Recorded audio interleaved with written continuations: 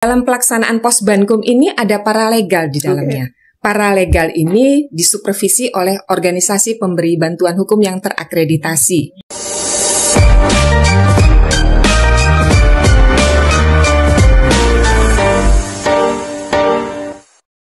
Halo, berjumpa lagi di podcast WhatsApp Waktunya Hukum Menyapa. Nah, teman-teman pernah nggak sih ngerasa kalau di Indonesia ini hukum itu mahal, ribet, dan seakan-akan hanya untuk kalangan tertentu saja yang berduit gitu. Padahal negara kita sudah menyediakan layanan hukum lewat Posbankum. Nah, kira-kira Posbankum ini sudah berjalan sesuai bagaimana mestinya tidak? Atau hanya formalitas saja? Nah, kita akan bahas hal ini dengan narasumber yang sudah hadir di studio. Ada yang pertama yaitu Kepala Badan Pembinaan Hukum Nasional Ibu Minusihen SMH. Yang kedua ada Lurah Rawa Badak Utara Ibu Nani SKMMA. Dan juga ada Bapak Romli, paralegal di Rawa Badak Utara. Saya mau ke Bu Min terlebih dahulu. Bu, ini tuh seberapa efektif sih Posbankum ini dan apa sebenarnya? Boleh dijelaskan tidak kepada yang menonton? Terima kasih Mbak Apri. Posbankum ini kan lahir dari adanya kebutuhan masyarakat akan akses keadilan yang lebih mudah, lebih dekat dengan masyarakat. Jadi sebenarnya pemerintah dalam hal ini negara sudah menyediakan ruang untuk pemberian bantuan hukum kepada orang miskin.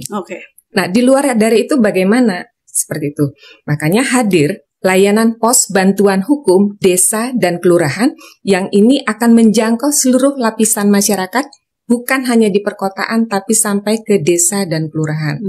Dan Posbankum ini hadir dengan 4 layanan, layanan informasi dan bantuan hukum, kemudian layanan advokasi, layanan mediasi, dan layanan rujukan advokat jika memang dibutuhkan.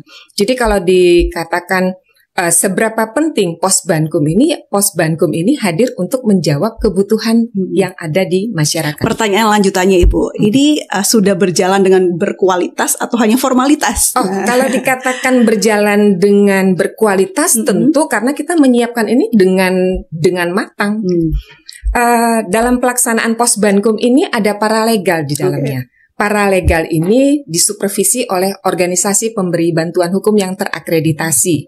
Kemudian paralegal ini sudah melaksanakan pelatihan terlebih dahulu. Pelatihan paralegal, kemudian ada lurah dan kepala desa di dalamnya yang juga sudah mengikuti pelatihan juru damai. Dan di dalam pelaksanaan Posbankum itu ada tokoh agama, tokoh masyarakat, kemudian ada Babinsa, Kamtipmas. Nah, kemudian ada mahasiswa magang juga di situ. Ini semua pendukung dari pelaksanaan Posbankum. Jadi kalau dikatakan ini berjalan, kami pastikan ini berjalan dan sampai saat ini sudah terbentuk 18.231 Posbankum desa kelurahan di seluruh Indonesia. Tanpa dikenakan biaya ya Bu? Tanpa dikenakan biaya sama sekali. Ini gratis untuk mendapatkan 4 layanan tadi.